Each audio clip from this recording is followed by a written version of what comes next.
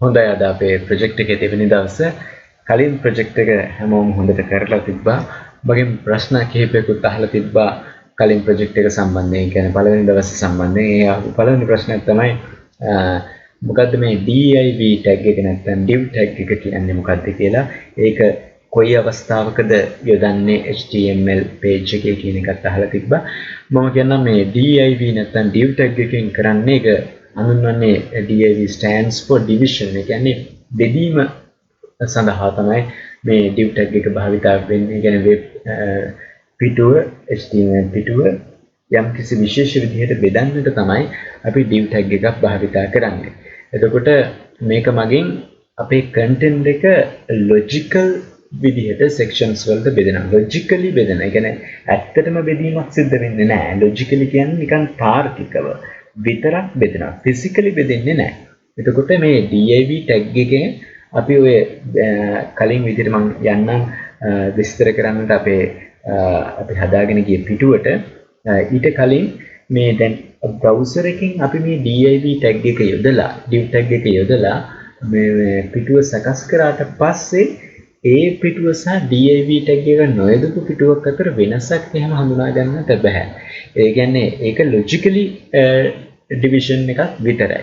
physically බෙදීමක් සිද්ධ වෙන්නේ නැහැ. ඒතර මේ div tag එකක් අපි භාවිතා වෙනවා ප්‍රධාන වශයෙන් කාරණා තුනක් ඉෂ්ට කරගන්නට. එකක් තමයි logically content එක divide කරගන්නට. ඒ වගේම ඊළඟ ප්‍රධාන කාරණාව තමයි දැන් අපි මේ HTML කතා කරමින් සිටි අපි CSS නැත්නම් ස්ටයිලින් පිළිබඳව කතා කරේ නෑ. ඒ කියන්නේ CSS කියලා කියන්නේ අපේ වෙබ් පිටුව ලස්සන කරන්නට භාවිතා කරන දේවල්. පාට දානවා, කියන පිටුවේ විවිධාකාර හැඩතල ඇති කරනවා. ඒවට භාවිතා කරන එක තමයි අපි කියන්නේ CSS කියලා. ඒතකොට මේ CSS යොදන්නට පහසුයි අපි මේ විදිහට content එක කොටස් වලට බෙදලා තිබ්බොත්. ඒක දෙවෙනි කාරණාව. ඒ වගේම තුන්වෙනි කාරණාව තමයි අපි div tag එකක් භාවිතා කරන්නට මේක මගින් පුළුවන් අපිට විශේෂ ලෙස region කිහිපයකට අපේ වෙබ් පිටුව බෙදා ගන්නට. මම දැන් අපේ workspace එකට ඇවිල්ලා තියෙන ඊයේ කරපු project එකේ. එතකොට මෙතන මම div tag එක දාලා තියෙන මෙන්න මෙතන මේ body එක පටන් ගත්තට පස්සේ div tag එක දාලා තියෙනවා. ඒක දාලා තියෙන්නේ මෙන්න මේ section එක වෙන් කර ගන්න. මොකද්ද? මේ div tag එක දාලා ඊට පස්සේ ඒක div tag එක අවසන් කරලා තියෙන්නේ මම මේ footer එකත් අවසන් වුණා. ඒතකොට ඒක වෙනම section එකක් විදිහට තමයි මම දාලා තියෙන්නේ. දැන් මම බලමු මොකද්ද මේ div tag එක අයින් කරලා බලමු අපිට යම් වෙනසක් සිද්ධ වෙනවද කියලා. එතකොට මේ div tag එක දාලා තිබ්බේ header එකට ඉහළින් Eagle online එකේ මම දැන් ඒක delete කරනවා. ඊළඟට div tag එක අවසන් කරලා තිබ්බේ මෙතන footer එකට පහළින් මම ඒක එතනමුත් delete කරනවා. දැන් මම මේක ආයි save කරලා file ගිහිල්ලා save කරලා මම දැන් මේක run කරලා බලනවා. index.html එක අපි reveal කරලා දැන් මේක run කරලා බලනවා. මම browser එක විදිහට භාවිතා කරා Google Chrome එකෙන් බලන්න පුළුවන්. මම අලුතෙන් දාගත්තා Microsoft Edge. මොකද මේ Edge එක දාගත්තේ මේක වඩාත් user friendly කියලා මට හිතෙනවා. Microsoft Edge එක දැන් මෙතන මගේ browsers කීපයක් තියෙනවා. Firefox browser එක තියෙනවා, Google Chrome එක තියෙනවා, ඒ වගේම Internet Explorer එක තියෙනවා, Microsoft Edge එක තියෙනවා. ඒත් මේ Internet Explorer නම් user friendly නෑ. Google Chrome එක, Firefox එක, Microsoft Edge එක අවුලක් නෑ. මේවා අතරිනුත් මට හිතුණා මේ Microsoft Edge එක වඩා හොඳයි කියලා. මම ඒ නිසා ඒකෙන් ගිහින් බලන්න. එතකොට ඔයාලට පේනවා මේ විදිහට ලැබිලා තියෙනවා මගේ output එක. මේක කිසිම වෙනසක් නෑ. මේ කලින් තිබ්බ ආකාරයටම තමයි තියෙන්නේ. කලින් තිබ්බ ආකාරය සහ මේකේ කිසිදු වෙනසක් දක්නට ලැබෙන්නේ නැහැ. කලින් තිබ්බ ආකාරයත් යලි ඕනනම් අපි සකස් කළා මම ඔයාලට පෙන්නන්නම්.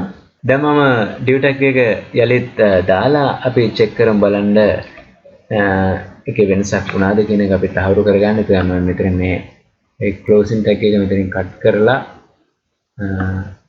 ඒක දානවා ෆුටර් එකට පහලින් කලින් තිබ්බ ආකාරයටම මෙතනින් කට් කරනවා.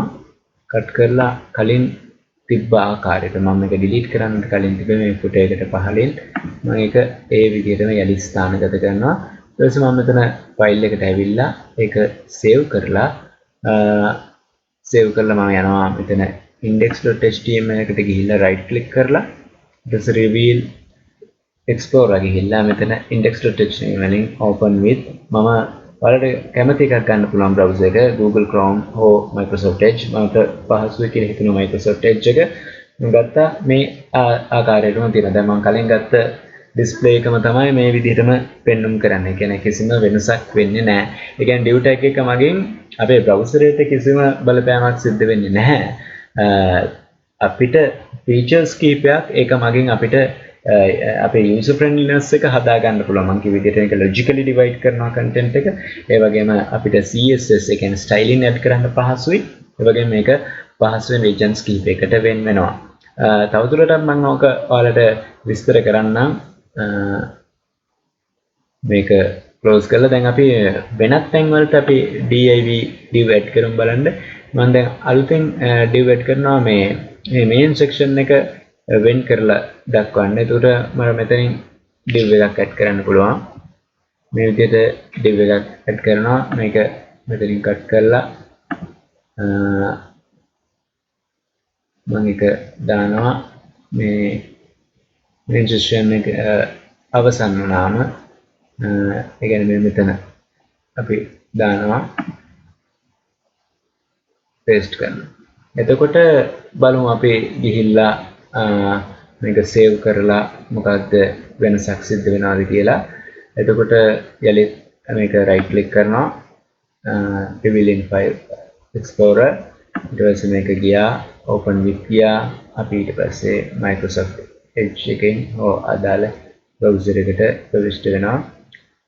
කිසිදු වෙනසක් වෙන්නේ නැහැ. ඒ කියන්නේ මේකෙන් තහවුරු වෙනවා div tag එක මගින් අපිට physically කිසිදු වෙනසක් බලා ගන්නට බෑ. නමුත් ඒකෙන් අපිට වාසිදායක තත්ත්වයන් තියෙනවා CSS set කරන්න සහ මේක logically content වෙනස් කරන්නට වෙන් කර ගන්නට පහසුවක් තියෙනවා. ඊළඟ main tag එක කියන්නේ මොකක්ද කියන එකත් ප්‍රශ්නයක් වෙලා තිබ්බා. main tag එක කියන එකෙන් අදහස් කරන්නේ main tag එක මෙතන නම් විස්තරය දාලා තියෙනවා. describes the main and unique content of the document. ඒ කියන්නේ අපේ document එකේ තියෙන ප්‍රධාන අන්තර්ගතය විස්තර කරන්නේ main tag එක මගින්. ඒ වගේම මේ main tag එක cannot exist more than once per document.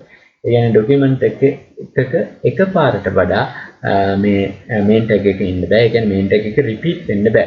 ඒ වගේම cannot go inside article එකක් ඇතුළට යන්න බෑ. ඒ වගේම section එකක් ඇතුළේ ඉන්න බෑ. aside වල ඇතුළේ ඉන්න බෑ. මේ main tag එකේ ඒ වගේම header footer ඒ වගේම navigation bars වලට යන්නට බෑ main tag එකේ. ඒකට main tag එක කියන එක ඔයාලට පැහැදිලි වෙන්නට ඇති. මේකෙන් මම ඊළඟ අපි දාපු main tag එකත් මම විස්තර කරලා ඔයාලට පෙන්නන්නම්. අපේ workspace එක ගත්තොත් එහෙනම් අපි බලමු මේකේ main tag එක කොහෙද දාලා තියෙන්නේ කියලා. ඒකට ගත්තොත් එහෙනම් main tag එක මේ කොහෙවත් අපි සඳහන් කරලා නැහැ. ඒ වගේම මෙතන head එක දක්වලා තියෙන්නේ. නමුත් මේ head එක තුල main tag එක දක්වලා නැහැ. ඒ වගේම head එකේ දක්වලා නැහැ. ඒ වගේම මේ aside වල main tag එකක් දක්වලා නැහැ. aside තුල දක්වලා නැහැ main tag එක. ඒ වගේම main tag එක පටන් ගන්න තියෙන්නේ මෙන්න මෙතන. ඒ කියන්නේ අපි මේ undownloaded list එක පටන් ගන්න තැන තමයි main tag එක ආරම්භ කරලා තියෙන්නේ. ඒ කියන්නේ මේ products 1 2 3 4 කියලා අපි දක්වන්නා වූ මේ category එක shopping list එක තමයි අපේ ප්‍රධාන අන්තර්ගතය වෙන්නේ. ඒ අන්තර්ගතයට අදාළව තමයි අපි main tag එක දාලා තියෙන්නේ. ඒ වගේ main tag එක අවසන් වෙනවා මේ unloaded list එක අවසන් වුණාම ඊළඟට main tag එකක් දාලා නැහැ footer එකට. එතකොට main tag එකක් repeat වෙන්න බෑ කියලා කිව්වා. එතකොට මේකේ එකම එක main tag එකයි දක්වලා තියෙන්නේ. ඒක දක්වලා තියෙන්නේ මේ අපේ unloaded list එකට සම්බන්ධයෙන්. ඒකට ඔයාලට පැහැදිලි වෙන්න ඇති main tag එකක් කොහොමද යෙදෙන්නේ HTML page එක. ඒ වගේම කලින් කිව්ව විදිහට div tag එකක් කොහොමද දෙන්නේ HTML page එක කියලා. ඉතින් මේ HTML වලට ඔයාලට බය වෙන්න කිසිම අවශ්‍යතාවක් නැහැ. මේවා සියල්ලම ඔයාලට මුල සිට කියලා දෙනවා. සියලුම ඔයාලට ඇතිවන්නා වූ ප්‍රශ්න වලට විසඳුම් සහිතව. ඒ වගේම අපිට මේ ප්‍රොජෙක්ට් එක දිගටම අරගෙන යන්න ඕන නිසා ප්‍රොජෙක්ට් එක ප්‍රොග්‍රස් වෙන්න ඕන හින්දා අපි මාක්සමක ඔයාලා කෝඩ් කරගෙන යන්. එතකොට එතනදී සමහර වෙලාවට ඔයාලට ප්‍රශ්න ඇති වෙයි මේ සමහර සිද්ධාන්ත ඔයාලා දන්නේ නැති ඇති. ඒවා ඔක්කොම මම කියලා දෙන්නම් ඒකට අනුබද්ධයෙන්. ඊට පස්සේ අපි මේ සම්පූර්ණ ප්‍රොජෙක්ට් එක අවසන් වුණාට පස්සේ අපි මේකට අදාළ සිද්ධාන්තික කරුණු HTML එක අවශ්‍ය HTML page එක හරියටම සකස් කරන්නේ කොහොමද? ඒ වගේම CSS කොහොමද යොදන්නේ? ඒ වගේම JavaScript කොහොමද මේවට යෙදෙන්නේ? ඒ වගේම අනිකුත් programming සංකල්පත් ඒ විදිහටම අපි විස්තර කරමු. ඒ නිසා අපි ඉස්සෙල්ලම අපි මේ විදිහට යන එකට අපි කියන්නේ active learning කියලා. අපි අපේ project එක අපි අරගෙන යනවා. ඒකෙන් අපි ඉගෙන ගන්නවා. ඒකෙන් අපි ඇතිවන්නා වූ ගැටලුවට අපි විසඳුම් හොයනවා. ඒ වගේම අපසු අපි මේකේ සමස්ත සිද්ධාන්තත් අපි ඉගෙන ගන්නවා.